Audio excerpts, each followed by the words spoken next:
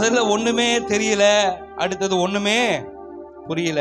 மூன்றாவது முறை சொல்றாரு, வாய்ப்பே, ஏதோ நீங்க சொல்றீங்க, நான் போறேன், ஆனா என் கண்ணுக்கு ஒண்ணுமே தெரிய மாட்டேங்குது. நீங்க பாட்டுக்கு முட்டிங்கால் போட்டு ஜெபம் பண்ணிட்டு போய் பார்த்துட்டு வான்னு நீங்க சொல்லிடுறீங்க. ஆனா அங்க போய் நின்று, சமுத்திரத்துல போய் நின்று ஏதாவது வருமானு பார்த்தா ஒரு அறிகுறியும் ஒரு வாய்ப்புமே இல்ல. சில பேர் வாய்ப்பே இல்லை வாய்ப்பே இல்லைன்னு சொல்லி சொல்லி வாய்ப்பே இல்லாம தான் இருக்கிறாங்க. ஒரு ஆமீன் சொல்லுங்க பார்க்கலாம். அல்லேலூயா. நல்லா சொல்லுங்களேன், நல்ல ஒரு ஆமீன் சொல்லுங்க பார்க்கலாம். என்னால முடியல, நான் என்ன பண்ண போறேன், எல்லாத்தையும் நான் பார்த்துட்டேன், இவ்வளோ எஃபெக்ட் போட்டு இவ்வளோ காரியத்துல இவ்வளோ பலனை செஞ்சு என் வாழ்க்கையில ஒரு மேன்மையும் நான் பார்க்கல. உழைக்கிறதெல்லாம் உழைச்சாச்சுங்க, படிக்கிறதெல்லாம் படிச்சாச்சுங்க, என்னுடைய திராணிக்கு மேல நான் வேலை செய்யறேன், எனக்கு வர வேண்டிய வருமானம் வரல, எந்த ஆசீர்வாதமும் இல்லை, வாய்ப்பே இல்லாத ஒரு சூழ்நிலையில நான் உட்கார்ந்துட்டு இருக்கிறேன் அப்படின்னு சொன்னீங்கன்னா, இன்னைக்கு நான் உங்களுக்கு சொல்றேன், உங்க வாய்ப்பை ஏற்படுத்தி கொடுக்கிற ஒரு இடம் என்னன்னா உங்க ஜெப இடம். ஒரு ஆமீன் சொல்லுங்க பார்க்கலாம். நீங்க ஜெபிக்கிற இடம் தான் உங்களுக்கு என்று கர்த்தர் ஏற்படுத்துகிற அந்த வாய்ப்பின் இடம். ஒரு ஆமீன் சொல்லுங்க பார்க்கலாம். எத்தனை பேர் விசுவாசிக்கிறீங்க? அல்லேலூயா. வாய்ப்பை தேடி அங்க இங்கன்னு தேடாம, வாய்ப்புகளுக்கு மேல ஏற்படுத்தி கொடுக்கிற ஆசீர்வாதத்தின் தேவனாகிய கர்த்தரிடத்துல உட்கார்ந்து ஆண்டவருடைய சமூகத்தை அவரை நோக்கி பார்க்கும் பொழுது வாய்ப்புகள், ஆசீர்வாதத்தின் கதவுகள் என்ன தானா தட்டி திறக்கும். ஒரு ஆமீன் சொல்லுங்க பார்க்கலாம். அல்லேலூயா. நல்ல சத்தம் ஒரு ஆமீன் சொல்லுங்க பார்க்கலாம். எடுத்து வாசிங்க, ஏசாயா 43:19 வாசிங்க. ஏசாயா எழுதின தீர்க்கதரிசன புத்தகம் 43:19.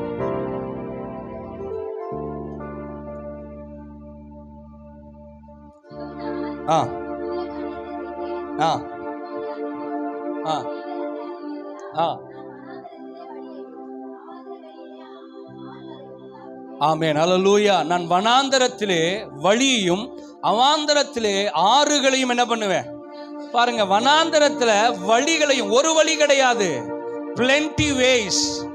ராமீன் சொல்லுங்க பார்க்கலாம். எங்க வனாந்தரத்துல ஒரு வழி கிடைச்சா போதுங்க, அந்த பாதையை பிடிச்சிட்டு என்ன பண்ணிடலாம், ஊருக்குள்ள போயிடலாம். ஆனா வசனம் சொல்லுகிறது, கர்த்தர் சொல்லுகிறார், நான் வனாந்தரத்துல ஒரு வழி இல்லப்பா, உனக்கு வழிகளை என்ன பண்றேன், ஏற்படுத்துகிறேன். அவாந்தர வழிகளை, ஆறுகள் அல்ல, ஆறுகளையும். ஒரு ஆமீன் சொல்லுங்க பார்க்கலாம். அல்லேலூயா. அப்போ வாய்ப்பை தேடி அலையிற உனக்கு ஒரு வாய்ப்பு அல்ல, நீ எப்பெல்லாம் என் சமூகத்துக்கு தேடி வருகிறியோ அப்பொழுதெல்லாம் என் கதவு எப்பொழுதும் உனக்கு திறந்தே இருக்கும். அல்லேலூயா. நம்முடைய ஆண்டவர் வனாந்தரத்திலே வாசல்களை, வழிகளை உண்டு பண்ணுகிறார், ஆறுகளை உண்டு பண்ணுகிறார். ஒரு ஆமீன் சொல்லுங்க பார்க்கலாம். நல்லா சத்தம் ஒரு ஆமீன் சொல்லுங்க பார்க்கலாம். பாருங்க, ஆதாமுக்காக ஆண்டவர் ஒரு பெரிய ஒரு என்ன பண்றாரு, நீரூற்றையே உண்டு பண்றார். அல்லேலூயா. ஒரு ஃபவுண்டனே உண்டு பண்றார். ஆகாருக்கும் ஆகாருடைய குழந்தைக்கும் ஆண்டவர் ஒரு என்ன பண்றாரு, நீரூற்று என்ன பண்றாரு, உண்டு பண்ணுகிறார். நீதிமொழிகள் 3:6 வாசிங்க. நீதிமொழிகள் 3:6.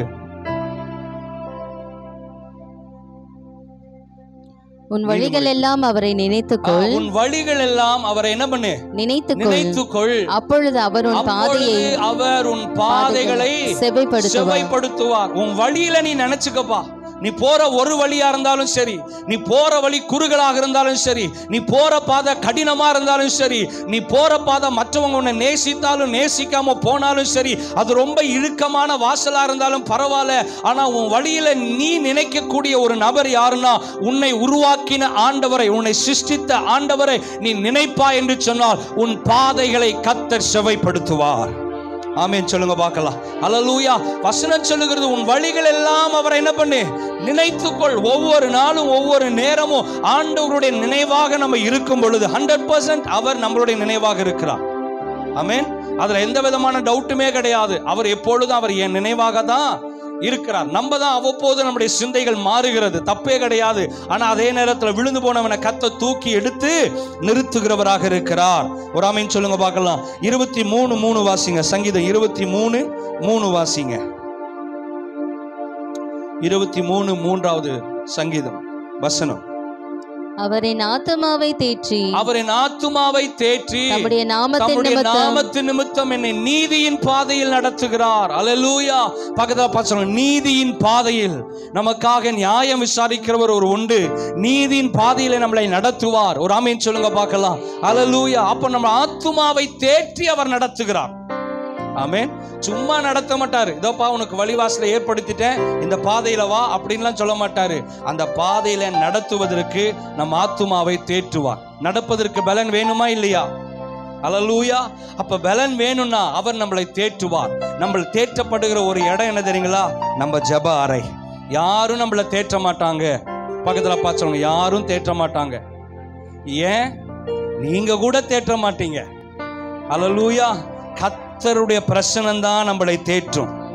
ஆமென். அல்லேலூயா. தூட்டி திரியும் இந்த உலகத்துல தேற்றுகிற ஒரு தேவன் உண்டு. இதுக்கு ஒரு கையை தட்டி ஒரு ஆமென் சொல்லி இருக்கணும். அல்லேலூயா. தூக்கி கீழே போடுகிற ஒரு கூட்டை இருந்தாலும் தூக்கி சுமக்கிற தேவன் உண்டு. அல்லேலூயா.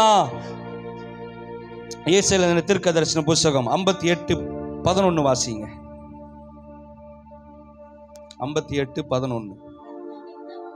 கர்த்தர் உன்னை நித்தமும் நடத்தி மகாவறட்சியான காலங்களில் உன் ஆத்துமாவை, பாருங்க, ஆத்துமாவை தேற்றாரு, ஆத்துமாவை திருப்தியாக்குகிறாரு. ஆத்துமாவோடு கூட போல நம்முடைய எலும்புகளை நினமுள்ளதாய் மாற்றுகிறார். நீர்ப்பாய்ச்சலான தோட்டத்தை போல இருப்பாய். அல்லேலூயா. ஒரு ஆமென் சொல்லுங்க பார்க்கலாம். வனாந்தரத்துல ஒரு ஒரு ஒரு ஒரு ஒரு நீரூற்று உண்டாயிருந்தா பரவாயில்ல நம்ம நினைச்சோம். ஆனா ஆண்டவர் சொல்றார், அப்பா நீ வனாந்தரத்துல ஒரு நீரூற்றை தான் கேட்கிற, ஆனா நான் உனக்கு சொல்றேன், நீ நீர்ப்பாய்ச்சலான தோட்டத்தை போல இருப்பாய். அல்லேலூயா. எங்க வாய்ப்பு இல்லை நம்ம தவிக்கிறோமோ அந்த இடத்துல நாம் ஆராதிக்கிற ஆண்டவர் ஒரு வாய்ப்புகளை ஏற்படுத்தி வைத்திருக்கிறார். ஒரு ஆமென் சொல்லுங்க பார்க்கலாம். அல்லேலூயா. பக்கத்துல பார்த்து சொல்லுங்க, வாய்ப்பே இல்லைன்னு கதறாதீங்க, வாய்ப்பே இல்லைன்னு கலங்காதீங்க. வாய்ப்புகளை ஏற்படுத்துகிற ஒரு இடம் உண்டு. அந்த இடத்துல முழங்கால் படியிட்டேன்னு சொன்னா வாய்ப்புகள் என்ன தேடி வர ஆரம்பிச்சிடும். நான் வாய்ப்புகளை தேடி போக அவசியம் இல்லை. அல்லேலூயா. ஆகாரருடைய சத்தத்தை கேட்டு, பிள்ளையின் அழுகுரலை கேட்டு கர்த்தர் வனாந்தரத்தில் ஒரு நீரூற்றை உண்டு பண்ணினார். அல்லேலூயா. என்னாகமம் 17:1-8 வரைக்கும் நம்ம வாசிக்கும் பொழுது அந்த இடத்துல உடன்படிக்கை பெட்டியில ஆரோனுடைய கோல் வைக்கணும்னு சொல்றார் ஆண்டவர். அப்படி சொல்லும் பொழுது பின்பு கர்த்தர் மோசேயை நோக்கி நீ இஸ்ரவேல் புத்திரரோடு பேசி அவர்கள் பிதாக்களின் வம்சங்களாகிய ஒவ்வொரு வம்சத்தினுடைய பிரபுவின் இடத்தில் ஒவ்வொரு கோலாக 12 கோலை வாங்கி அவனவன் கோலில் அவனவன் பேரை எழுதுவாயாக. 12 வம்சத்தார்களுடைய பேரையும் அந்த கோலின்ல என்ன பண்ணணும்? எழுதணும். அவனுடைய பேர் என்ன பண்ணணும்?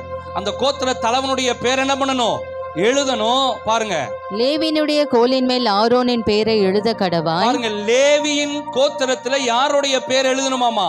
ஆரோன். அட்ரஸ் பண்றாரு. யாருடைய பேர் எழுதணும்? ஆரோனுடைய பேரு. பாருங்க, அவனுடைய வாழ்க்கையில ஆசீர்வாதம் துளிர் விடுவதற்கு முன்பதாகவே அவர் டிசைட் பண்ணிட்டாரு. அவருடைய கோல்ல, லேவியின் கோல்ல ஆரோனுடைய பேர் என்ன பண்ண வேண்டும்? எழுதப்பட வேண்டும். அவர்களுடைய பிதாக்களின் ஒவ்வொரு வம்ச தலைவனுக்காகவும் ஒவ்வொரு கோல் இருக்க வேண்டும்.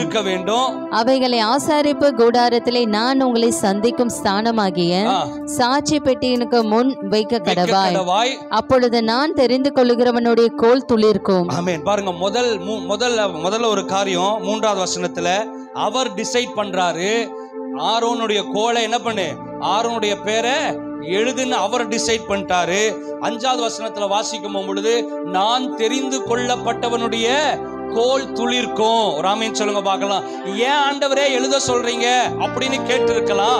அதுக்கு 5வது வசனத்துல பதில் வருது, நான் தெரிந்து கொள்ளப்படுகிறவனுடைய கோல் துளிர்க்கும். ராமேன் சொல்லுங்க பார்க்கலாம். அப்ப தெரியல, எல்லா பேரையும் எழுதுனாங்க. அடுத்த வசனம் 6வது. இதை மோசே இஸ்ரவேல் புத்திரரோடே சொன்னான். அப்பொழுது அவர்களுடைய பிரபுக்கள் எல்லாரும் தங்கள் பிதாக்களுடைய வம்சத்தின்படி ஒவ்வொரு பிதாவுக்கு ஒவ்வொரு கோலாக 12 கோல்களை அவனிடத்தில் கொடுத்தார்கள். ஆரோனின் கோலும் அவர்களுடைய கோல்களுடனே இருந்தது. அந்த கோல்களை மோசே சாட்சியின் கூடாரத்தில் கர்த்தருடைய சமூகத்தில் வைத்தான். மறுநாள் மோசே சாட்சியின் கூடாரத்துக்குள் பிரவேசித்த போது இதோ லேவியின் குடும்பத்தாருக்கு இருந்த ஆரோனின் கோல் துளித்திருந்தது. அது துளிர் விட்டது, பூ பூத்தது, வாதுமை பழங்கள் கொடுத்தது. கையை தட்டி ஒரு ஆமென் சொல்லுங்க பார்க்கலாம். அல்லேலூயா. வாய்ப்பே இல்லாத ஒரு இடத்துல 12 கோத்திரங்கள், அதுல முதல்ல டிசைட் பண்ணிட்டாரு. அப்போ ஒருத்தருடைய வாழ்க்கையில கர்த்தர் ஆசீர்வதிக்கணும்னு முதல்ல டிசைட் பண்ணிட்டார்னா அந்த ஆசீர்வாதத்தை கெடுக்க எத்தனை கோள்கள் தலையெடுத்து வந்தாலும், எத்தனை கோள் மேல நம்ம மேல வச்சாலும் அவர் அவருடைய வாக்குத்தத்தத்தில் உண்மையுள்ளவராக இருக்கிறார். அல்லேலூயா சொல்லுங்க பார்க்கலாம், ஒரு ஆமென் சொல்லுங்க. தேவனுடைய பிரசன்னத்துல இருக்கிறவருடைய கோள் நிச்சயம் துளிர்க்கும். அல்லேலூயா. அது பாருங்க, அது பூ பூத்தது, வாதுமை பழங்கள் கொடுத்தது. ஒரே நாள்ல அது பழங்கள் கொடுக்குமா? வாய்ப்பே இல்லை. ஒரே நாள்ல அது பூ பூக்குமா? வாய்ப்பே இல்லை. ஒரே நாள்ல அது துளிர் விடுமா? சுத்தமா வாய்ப்பே இல்லை. ஆனா இத்தனையும் நடந்தது எங்கன்னா தேவனுடைய பிரசன்னத்தில். அல்லேலூயா. பக்கத்துல பார்த்து சொல்லுங்க, இருக்க வேண்டிய இடத்துல இருந்தா எல்லாம் நடக்கும். வர வேண்டிய இடத்துக்கு வந்தா நமக்கு வர வேண்டியது தானா வரும். அல்லேலூயா. சில பேர் சொல்லுவோம், ஐயோ எனக்கு வர மாதிரி இருந்தது, அப்படியே கை நழுவி போயிருச்சு. அல்லேலூயா. அதுக்கு காரணம் தெரியுங்களா? வர வேண்டிய இடத்துக்கு நம்ம வராததுனால வர வேண்டியதெல்லாம் தானா நம்மளை விட்டுட்டு என்ன பண்ணுது? போயிருச்சு. ஒரு ஆமென் சொல்லுங்க பார்க்கலாம். முதல்ல ஒண்ணுமே இல்ல, ஒண்ணுமே தெரியல. ரெண்டாவது ஒண்ணுமே புரியல. மூணாவது முறை பார்த்து சொல்றாரு, வாய்ப்பே சொல்லுங்க, வாய்ப்பே இல்ல. சரிப்பா, அடுத்த முறையாவது ஏதாவது நடக்குமா அப்படின்னு இந்த எலியா ஜெபம் பண்ணிட்டு இருக்கிறாரு. ஓடி வந்து சொல்றாரு, எலியா சுத்தமா அறிகுறியே. அல்லேலூயா. முதல் முறை 7 முறை பார்த்தோம் இல்லையா? அந்த முதல் முறை என்னது? ஒண்ணுமே தெரியல. ரெண்டாவது முறை ஒண்ணுமே புரியல. மூன்றாவது முறை வாய்ப்பே இல்லை. நாலாவது முறை அறிகுறியே இல்லை. அல்லேலூயா. இன்னைக்கு எல்லாத்துக்கும் நல்லது நடக்குது, எல்லாருடைய ஜெபம் கேட்கப்படுது, எல்லாருடைய குடும்பம் நல்லா இருக்கு. ஆனா என் குடும்பத்துல ஆசீர்வாதம் என்கிற ஒரு அறிகுறி கூட ஒண்ணுமே சொல்லுங்களேன் தெரியலையே. அல்லேலூயா. என் தலையெழுத்தே இப்படிதானா? நான் என்னதான் வரம் வாங்கிட்டு வந்தேன் என் வாழ்க்கையில இப்படிப்பட்ட பாடுகளை அனுபவிக்க? அல்லேலூயா.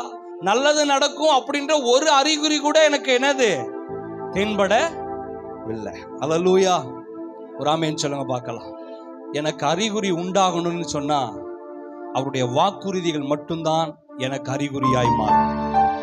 ஒரு ஆமென் சொல்லுங்க பார்க்கலாம். அல்லேலூயா. ஆபிரகாமுக்கும் சாராளுக்கும் ஆண்டவர் குழந்தை கொடுக்கும் பொழுது 100 வயது, ஒரு அறிகுறி கூட இல்லை. சாராளுடைய கற்பம் செத்து போனது. அதுல மறுபடியும் ஒரு குழந்தை பிறக்குன்ற அறிகுறியே இல்ல. கற்பம் செத்து போயிற்று. ஆபிரகாமும் வயது முதிர்ந்தவனாய் மாறினான்.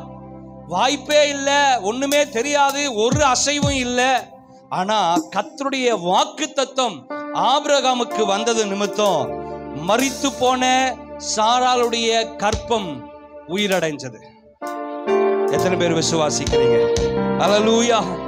அது மட்டுமல்ல, வேத வசனம் சொல்லுகிறது, அவளுக்கு வாக்குத்தத்தத்தின் பிள்ளையை கர்த்தர் கொடுத்தார். அல்லேலூயா.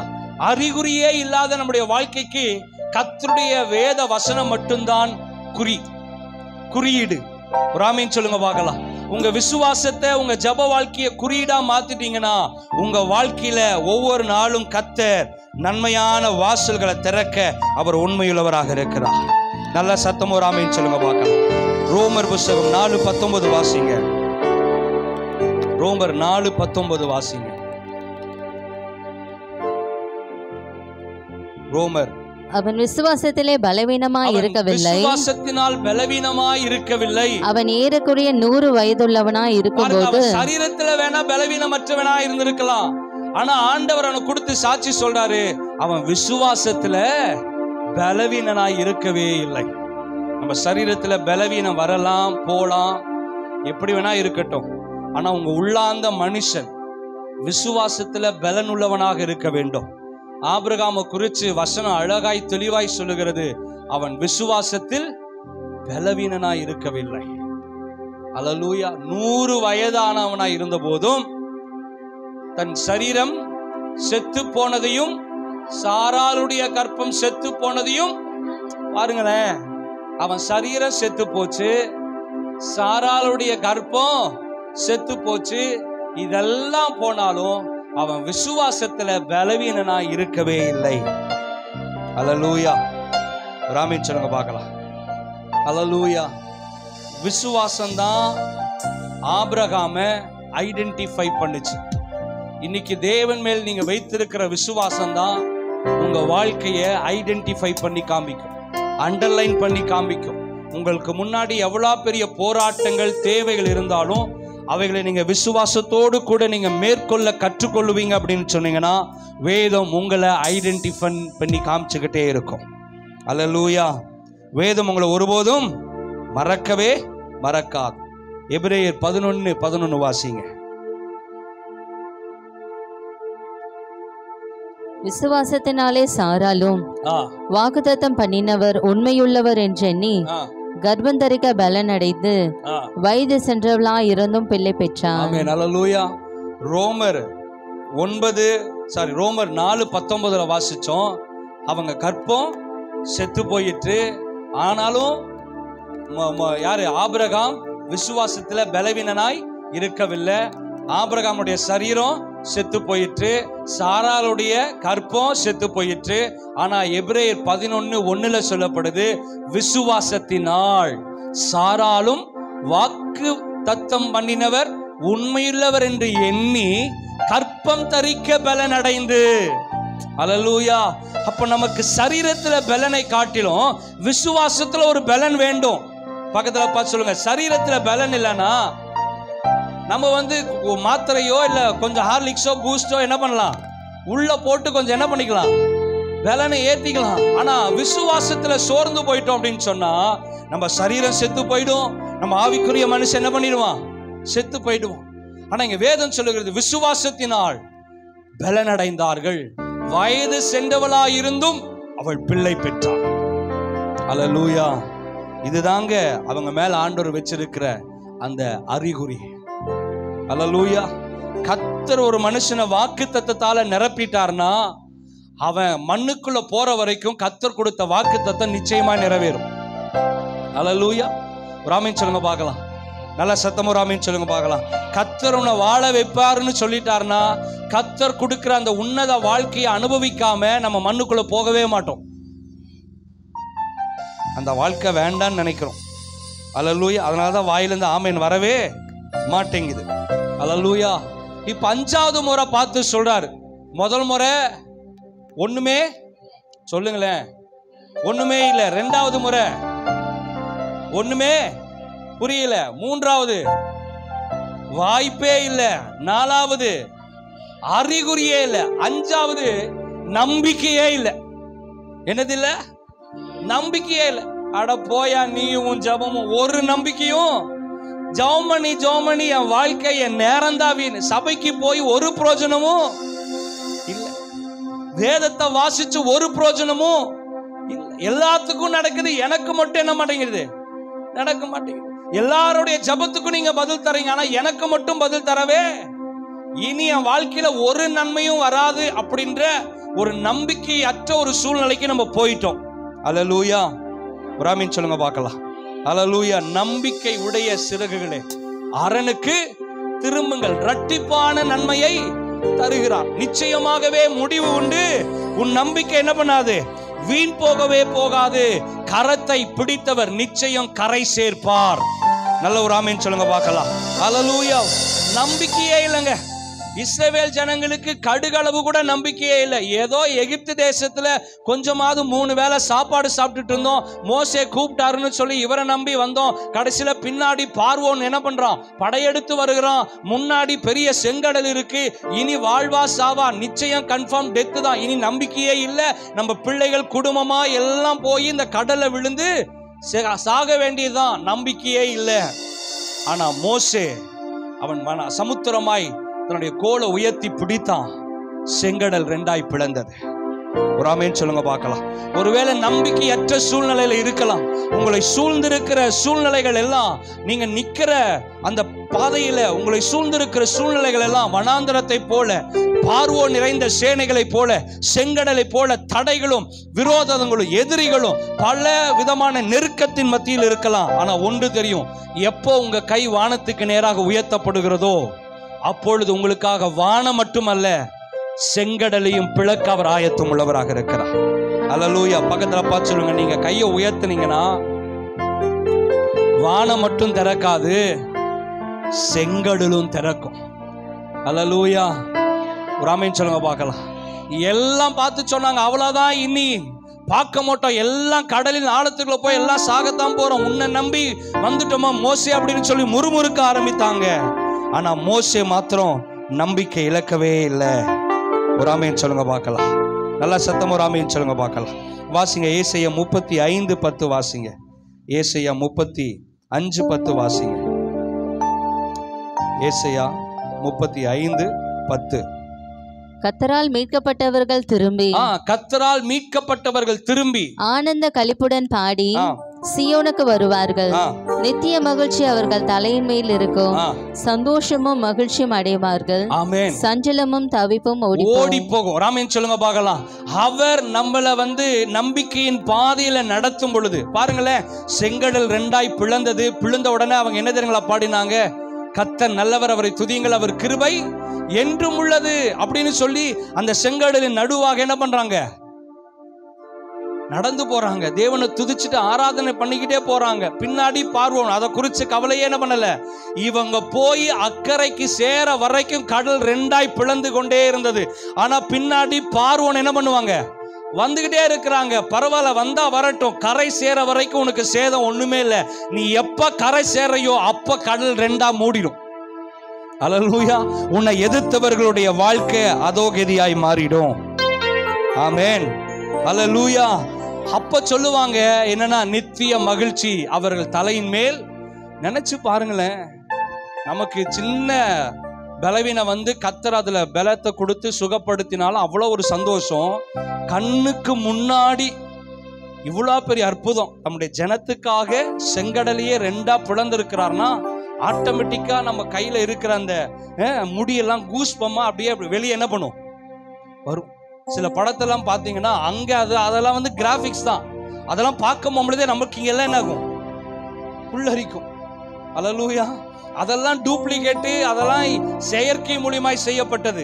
ஆனா கர்த்தர் அவருடைய வசனத்தின்படி இங்க செஞ்சதெல்லாம் உண்மையான சம்பவங்கள். இதை வாசிக்கும் பொழுதே எனக்கு என்ன வரணும்? கூஸ்பம் வரணும். பக்கத்துல பார்த்து சொல்லுங்க, வரணும். ஆச்சரியப்படணும். ஆமென். அல்லேலூயா. உள்ளான மனிதன் இதை வாசிக்கும் பொழுதே பலப்படணும். பாருங்க, தலையின் மேல் சந்தோஷமும் மகிழ்ச்சியும் அடைவார்கள், சஞ்சலமும் தவிப்பும் ஓடி போகும். அல்லேலூயா. நிச்சயமாகவே முடிவு உண்டு, உன் நம்பிக்கை வீண் போகவே போகாது. அல்லேலூயா. ஒரு ஆமென் சொல்லுங்க பார்க்கலாம். முதல் முறை என்னமோ சொல்லுங்க, ஒண்ணுமே தெரியல. 2வது முறை ஒண்ணுமே புரியல. 3வது முறை அறிகுறியே இல்லையா? வாய்ப்பே இல்லையா? வாய்ப்பே இல்லை. 4வது முறை அறிகுறியே. இதெல்லாம் பேப்பர்ல எழுதி வச்சாதானே நம்மளுக்கு மனப்பாடமா தெரியும். அல்லேலூயா. அது இவர் ஏதோ ஒன்று சொல்றாரு, நம்ம பாட்டுக்கு ஒண்ணுமே புரியல. கன்ஃபார்ம் தான் பாஸ்டர், நீங்க சொல்றது ஒண்ணுமே புரியல, ஒண்ணுமே தெரியல. ஆமா, எதை எடுத்து வாசிக்கிறோம் ஒண்ணுமே புரியல. அறிகுறியே இல்லை. கன்ஃபார்ம். ஆமா, இப்பத்துக்கு முடிக்க மாட்டேங்கிறது அறிகுறியே இல்லை, வாய்ப்பே இல்லை. கன்ஃபார்ம் இப்போ போய் சமைச்சா சாப்பிட்றதுக்கு வாய்ப்பே இல்லை. அல்லேலூயா. நம்பிக்கையே இல்லை. அல்லேலூயா. 3வது ஒரு காரியம், இப்பதான் அவருக்கு கொஞ்சம் நம்பிக்கை வருது. என்னன்னா, என்னமோ நடக்குது. பக்கத்துல பார்த்து சொல்லுங்க, என்னமோ. முதல் முறை பார்த்தங்க, ஒண்ணுமே தெரியல. 2வது முறை பார்த்தேன், ஒண்ணுமே புரியல. 3வது பார்த்தேன், வாய்ப்பே இல்லை. 4வது பார்த்தேன், அறிகுறியே இல்லை. 5வது பார்த்தேன், கொஞ்சம் கூட நம்பிக்கை இல்லை.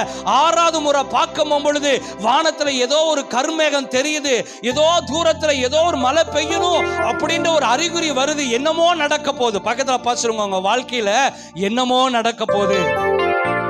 அல்லேலூயா. ராமேன் சொல்லுங்க பார்க்கலாம். நீங்க சொல்றத பார்த்தா என்னமோ நடக்குது. அப்படி இல்லை, என்னமோ நடக்குது. அல்லேலூயா. யாக்கோபு 5:16 வாசிங்க. யாக்கோபு 5:16. நீங்கள் சொஸ்தமடையும்படிக்கு உங்கள் குற்றங்களை ஒருவருக்கொருவர் அறிக்கையிட்டு ஒருவருக்காக ஒருவர் ஜெபம் பண்ணுங்கள்.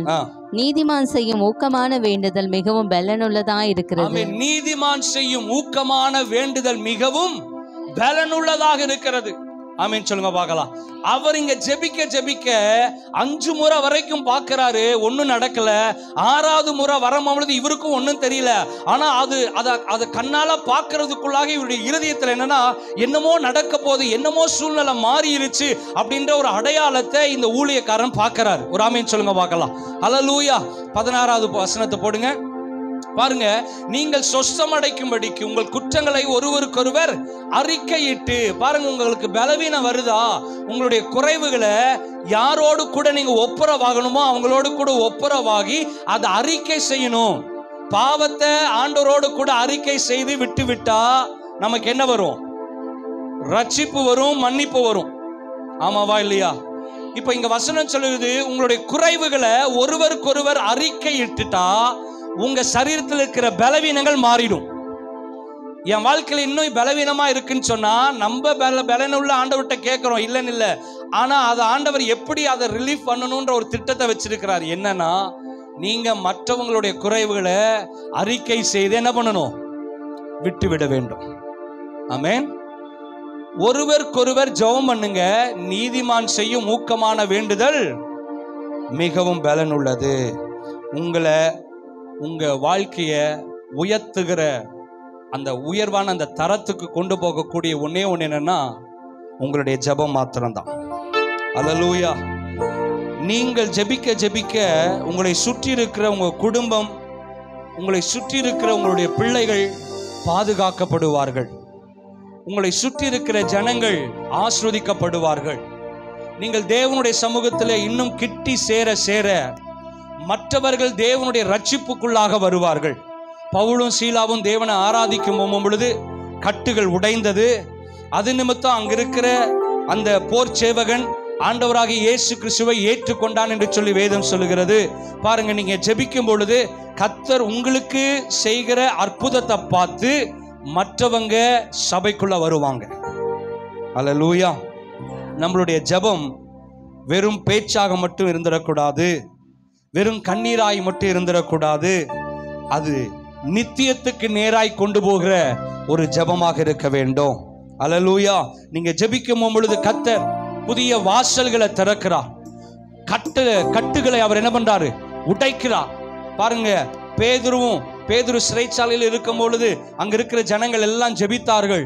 ஜெபிக்க ஜெபிக்க ஒவ்வொரு கதவாய் திறக்கப்பட்டது. பேதுரு சிறைச்சாலையிலிருந்து வெளியே வந்தார். அல்லேலூயா. ஜெபிக்கும் பொழுது பவுலும் சீலாவையும் கட்டப்பட்டிருந்த அந்த சங்கிலிகள் கட்டவிழ்க்கப்பட்டது. வாசல்கள் திறக்கப்பட்டது, சங்கிலிகள் கட்டவிழ்க்கப்பட்டது. நீங்க ஜெபிக்கும் பொழுது நிச்சயம் இது ரெண்டுமே நடக்கும். அல்லேலூயா. ஒரு ஆமென் சொல்லுங்க பார்க்கலாம். அப்படி நடக்கும் பொழுது மற்றவர்கள் ஆசீர்வதிக்கப்பட்டு சபைக்குள்ள வருவாங்க. அல்லேலூயா. நீங்க சாகணும்னு நினைக்கிறவங்க, நீங்க அவ்வளவுதான் முடிஞ்சு போகணும்னு நினைக்கிறவங்க, அவங்களுக்கு அந்த படி அவங்க மேல போய் விழும். அல்லேலூயா. நீங்க பாருங்க, பவுலும் சீலாவும் தேவனை ஆராதிக்கும் பொழுது குடும்பம் பாதுகாக்கப்பட்டது. ஒருத்தர் ரட்சிக்கப்பட்டார், ஒரு குடும்பம் ரட்சிக்கப்பட்டது. அதே பேதுருவுக்காக சிறைச்சாலையில ஜெபிக்கும் பொழுது சிறைச்சாலை கதவெல்லாம் இருந்து வெளியே வரும் பொழுது கிட்டத்தட்ட 4 குடும்பங்கள் சாகடிக்கப்பட்டார்கள், கொலை செய்யப்பட்டார்கள். அல்லேலூயா. எங்க தம் பிள்ளைகளை பாதுகாக்கணுமோ அங்க கர்த்தர் என்ன பண்ணுவாரு? பாதுகாப்பார். எங்க தம்முடைய பிள்ளைகளுக்கு எதிரிகள் எழும்புகிறார்களோ அந்த எதிரிகளை கர்த்தர் என்ன பண்ணுவாரு? முறியடிப்பார். இதுக்கு காரணம் தெரியுங்களா? உங்க துதியும் உங்க ஜெபமும் மட்டும்தான். அல்லேலூயா. நீங்க ஜெபிக்கும் பொழுது ஏதாவது ஒன்று நடக்கும். நீங்க ஆண்டவரை ஆராதிக்கும் பொழுது நிச்சயமா ஏதாவது ஒன்று நடக்கும். அல்லேலூயா. நீங்க ஜெபிக்கும் பொழுது ஆராதிக்கும் பொழுது உங்களுக்கு நேராக வானம் திறக்கப்படும். எப்பொழுதெல்லாம் இயேசு கரங்களை உயர்த்தி ஜெபம் பண்ணாரோ அப்பொழுதெல்லாம் வானம் திறக்கப்பட்டுச்சு. அல்லேலூயா. நீங்க விசுவாசிக்கணும், நான் ஜெபம் பண்ணா எனக்கு நேராக இருக்கிற வானம் திறக்கப்படும். அல்லேலூயா. உங்க ஜெபத்துக்கு அவ்வளோ வல்லமை இருக்கோ இல்லையோ தெரியாது, ஆனா ஜெபத்தை கேட்கிறவருக்கு அவ்வளோ வல்லமை உண்டு. ஒரு ஆமென் சொல்லுங்க பார்க்கலாம். அல்லேலூயா. இப்ப என்னமோ நடக்குது அப்படின்னா என்ன நடக்கணும்? ஜெபம் நடக்கணும்.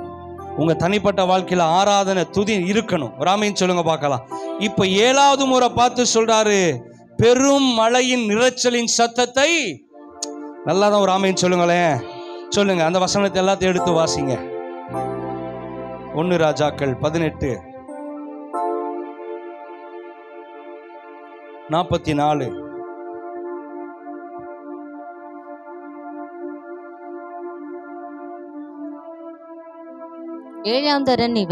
ஏழாம் தரம் இவன் இதோ சமுத்திரத்திலிருந்து ஒரு மனுஷனுடைய உள்ளங்கை அத்தனை சிறிய மேகம் எழும்புகிறது என்றான். போதும்.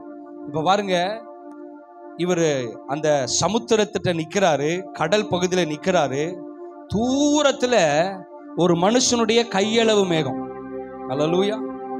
நினைச்சு பாருங்களேன், கடல் கரையில இருக்கும், நம்ம கரையில நிக்கிறோம், தூரத்துல ஒரு படகு தெரிஞ்சா அது எப்படிதான் இருக்கும்? ஒரு டாட், ஒரு கடுகளவு மட்டும்தான் தெரியும். அது கூட கொஞ்சம் கஷ்டம்தான். ஆனா இவர் பார்க்கிறாரு என்னன்னா, தூரத்துல ஒரு மனுஷனுடைய கையளவு மேகம். அல்லேலூயா. நம்மளுடைய ஜெபத்துக்கு கையளவு மேகம் போல ஒரு அசைவு தெரியலாம். ஆனா அதோடைய ரிசல்ட் என்ன தெரியுங்களா? பெரும் மழையின் இரைச்சலின் சத்தத்தை பார்க்கிறேன். அல்லேலூயா. உங்க ஜெபத்துக்கு பதில் கையளவும் போல தெரியலாங்க. ஆனா அதிலிருந்து வருகிற ஆசீர்வாதம் அளவிடவே முடியாது. அளவிடவே முடியாது. அது இரைச்சலின் பெருமழையை கொண்டு வந்தது. ஒரு ஆமென் சொல்லுங்க பார்க்கலாம்.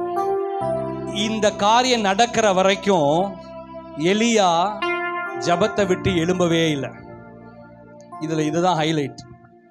ஆமென் சொல்லுங்க பார்க்கலாம். அல்லேலூயா.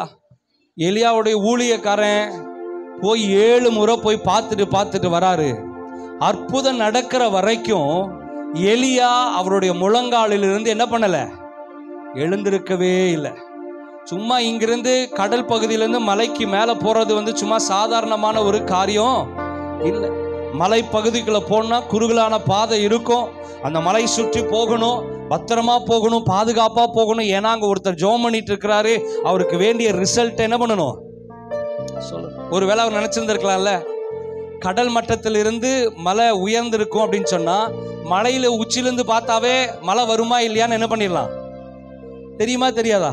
தெரிஞ்சிடும்.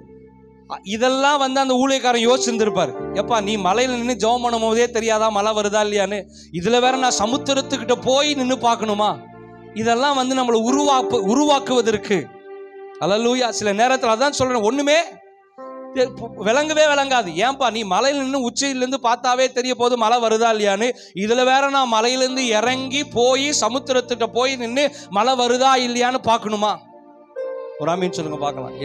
என்ன எலியா நீ இப்படி என்ன அலைய விடுற அப்படின்னு நினைச்சிருந்துருக்கலாம். ஆமீன் சொல்லுங்க பார்க்கலாம்.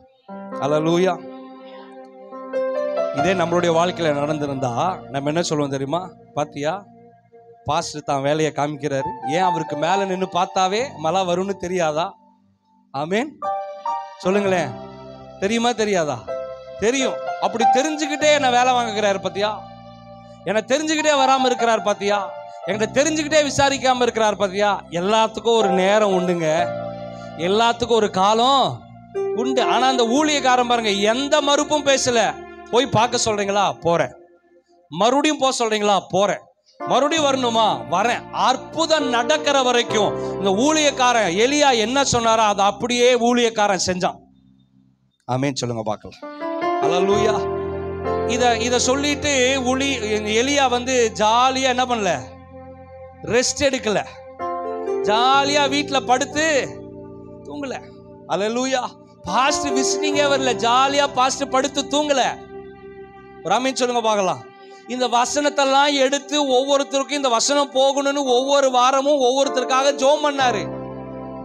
ஆனா அது தெரியுமா, 1 மாசம் ஆச்சு பாஸ்டர் வீட்டுக்கு. அல்லேலூயா. அதெல்லாம் நீங்க கேட்க மாட்டீங்க, ஏன்னா நீங்க எல்லாம் நல்ல விசுவாசிகள். அவர் வந்தா என்ன, வராம இருக்கிறதே அதுவும் நீங்க இல்ல. ஆமென் சொல்லுங்க பார்க்கலாம். அல்லேலூயா. இப்ப பாருங்க, இந்த எலியாவுடைய அந்த விடாத்தன்மை என்னன்னா, அற்புதம் நடக்கிற வரைக்கும் எலியா ஜபத்தை விட்டு எழும்பவே இல்லை. ஒரு அடையாளத்தை பார்க்கிற வரைக்கும் என்ன பண்ணல, எழும்பவே. அதுக்கப்புறம் நீங்க வாசிங்கன்னா எலியா சொல்றாரு ஆகாப் ராஜா கிட்ட, இன்னும் கொஞ்ச நேரத்துல மழை வந்துடும், உன் ரதத்தை பூட்டிக்கிட்டு இப்ப நீ என்ன பண்ணிடு, கிளம்பிடு. ரொம்ப கவனம் பார்ப்போம் பாருங்க. இங்க உட்காந்து மணிக்கணக்கா உட்காந்து ஜெபம் பண்றாரு. அல்லேலூயா. அதை பார்த்துட்டு ஆகாப் வெயிட் பண்ணிட்டு இருக்கிறாரு.